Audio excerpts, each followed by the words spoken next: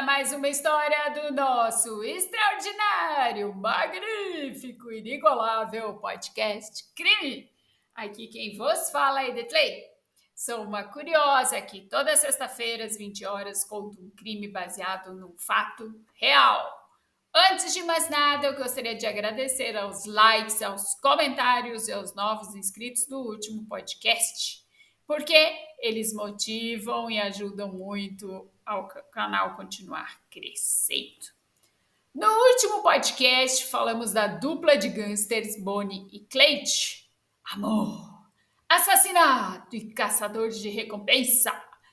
Eles foram os primeiros astros da realidade. Casal de assassinos que fascinou os Estados Unidos.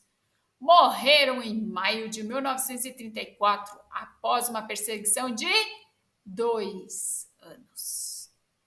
Mas nas suas vidas reais, eles eram muito menos românticas do que a gente lê hoje. Hoje falaremos da loteria na Guerra do Vietnã. Gente, loteria. Vocês não imaginam o que eu descobri com essa pesquisa. Número 163. Prepare-se para morrer. Todos os americanos com a idade entre 18 e 25 anos acompanharam esse jogo de azar em 1º de dezembro de 1969. Não havia dinheiro a ser ganho, e sim a sua própria vida. Olhar, atirar, acertar. O corpo de Dennis O'Neill estava trabalhando, nada mais.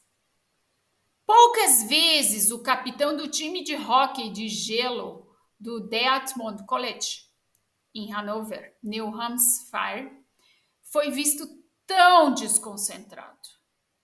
Sua mente estava em outro lugar, seus olhos nas arquibancadas.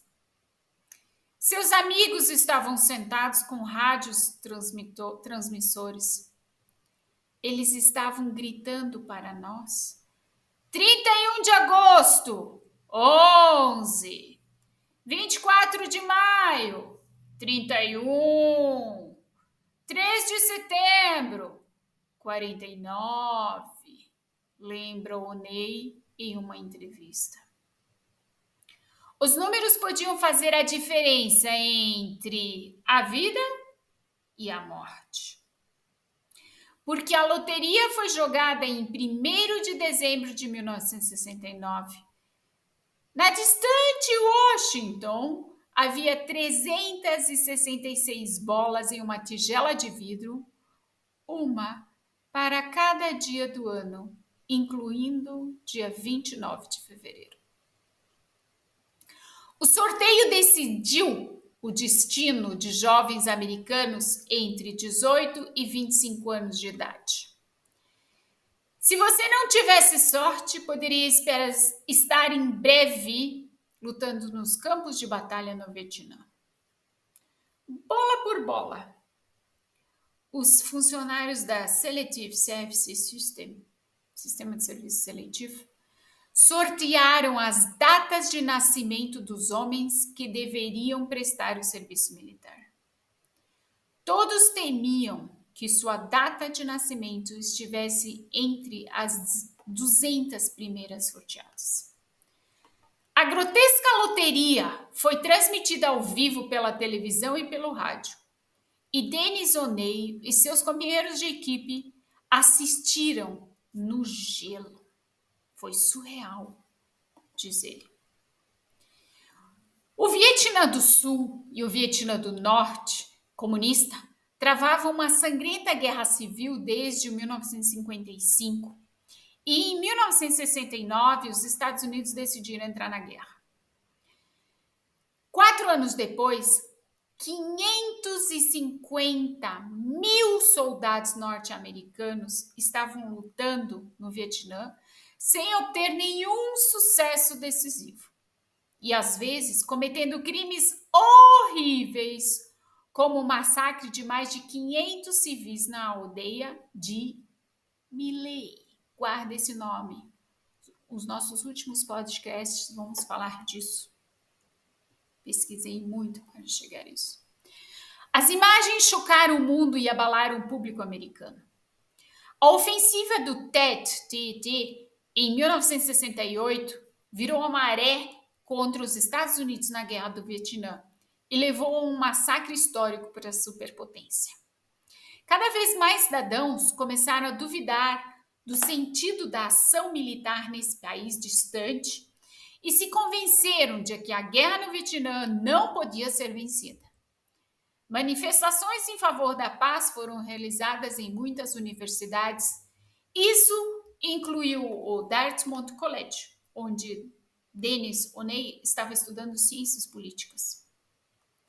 Foi no verão de 1968 que seu amigo e colega William Moyer foi enviado ao Vietnã. Ele voltou apenas 2 semanas depois, em um saco de cadáver. A vida no campus de Dartmouth mudou radicalmente.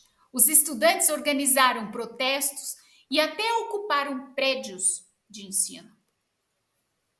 Embora os estudantes norte-americanos estivessem comprometidos com a oposição à guerra, eles também eram particularmente privilegiados.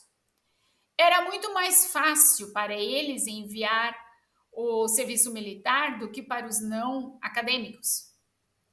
Richard Dick Cheney, mais tarde vice-presidente de George Bush, foi adiado 5 vezes por causa dos seus estudos. Até que ficou velho demais para ser convocado em 1967, aos 26 anos de idade. Essa discrepância no sistema de recrutamento também desagradou o então presidente Richard Nixon. Por isso ele organizou a tal Loteria do Recrutamento, em 1969. A partir de então, ela dividiu grande parte da população jovem masculina dos Estados Unidos em 2 partes. Aqui, os sortudos com números altos no sorteio e lá, os com números baixos. A princípio, as 366 bolas continham todos os dias do ano, bissexto, de 1º de janeiro a 31 de dezembro. Na loteria de 1969, o dia 14 de setembro foi o primeiro a ser sorteado e, portanto, recebeu o número 1. 31 de agosto, a 11ª bola, recebeu o número 11 e assim por diante. O público também chamou a atenção dos jogadores de hóquei no gelo da faculdade de Dartmouth para essas datas e números exatos.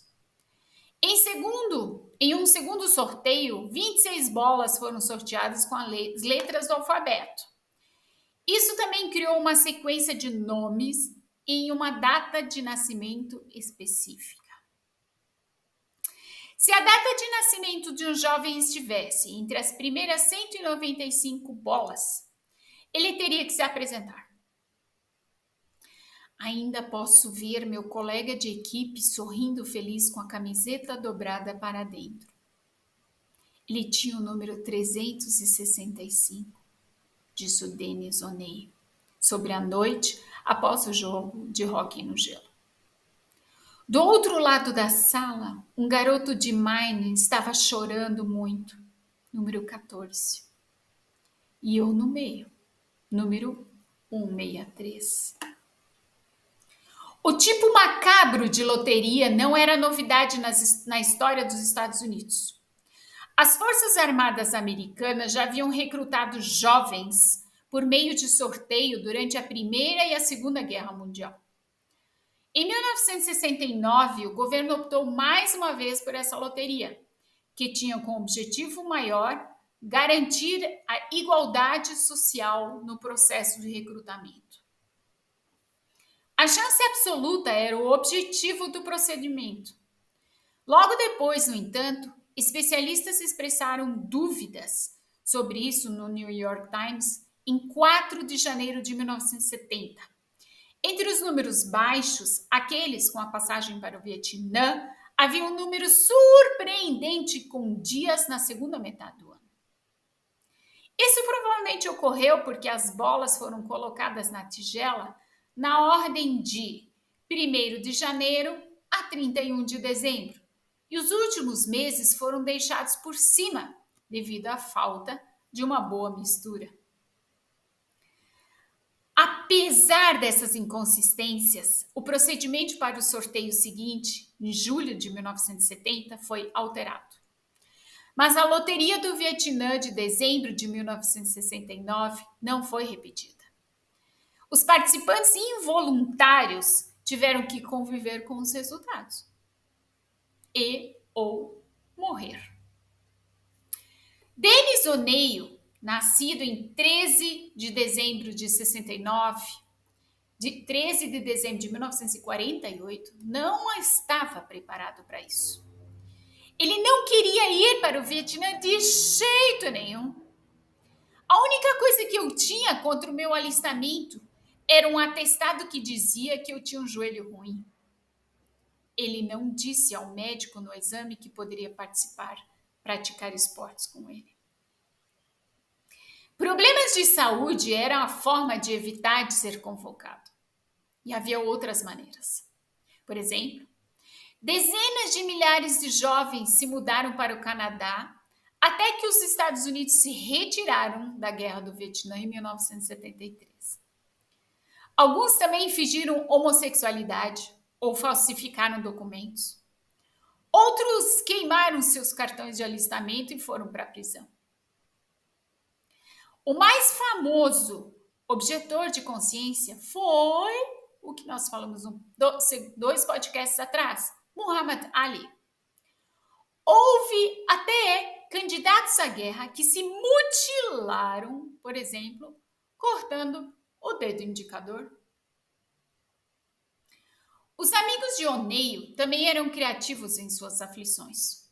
Um deles calçava suas botas de caminhada, fechava os cadarços com cola e deixava crescer culturas de cogumelos. Um deles fumava um cigarro. Outro comia 5 porções de macarrão por dia para engordar bastante. Outro obteve de uma enfermeira um atestado falso para pressão alta, incluindo TTAT.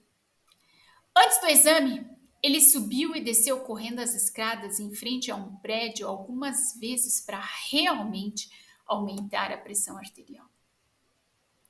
Em muitos casos, os trapaceiros conseguiram de fato evitar a convocação. Até mesmo o Ney. O médico examinou meu joelho, depois meu atestado médico e por fim disse que eu não deveria correr nenhum risco. Status 4F, inapto para o serviço. O jogador de hóquei no gelo se sentiu culpado, afinal, outros colegas muito menos aptos tiveram que ir para a guerra. Em 1972, houve mais 13 lotarias de recrutamento para o Vietnã e no ano seguinte, o governo aboliu o serviço militar obrigatório. A retirada do Vietnã era um negócio fechado. Não havia mais necessidade de novos soldados, segundo o raciocínio. Mas a forte oposição à guerra no Oriente Médio certamente desempenhou um papel importante. Nos últimos conflitos no Iraque, o exército profissional foi suficiente. Somente quando uma emergência nacional foi declarada é que a loteria foi reintroduzida nos Estados Unidos. Denis O'Neill não precisou ir para o Vietnã. Conseguiu concluir seus estudos e viajou como cantor folclórico por algum tempo até começar a escrever. Seu trabalho mais conhecido é o roteiro de On the Wild River, transformado em filme com Meryl Streep em 1994. Há 6 anos, O'Neill publicou um livro sobre a era da loteria. Foi uma época em que uma espada de Damocles estava pendurada sobre a cabeça de jovens despreocupados por causa de uma guerra completamente desnecessária, diz ele. Ele tem certeza de que ninguém jamais esqueceu o número de bilhete e onde eu estava com a loteria que estava em andamento. Diversas histórias de testemunhas contemporâneas da Loteria da Guerra, se você se interessar, podem ser lidas em www.vietnamworldhealthlottery.com. Se te interessa, vai lá e pesquisa você também. Mais uma história.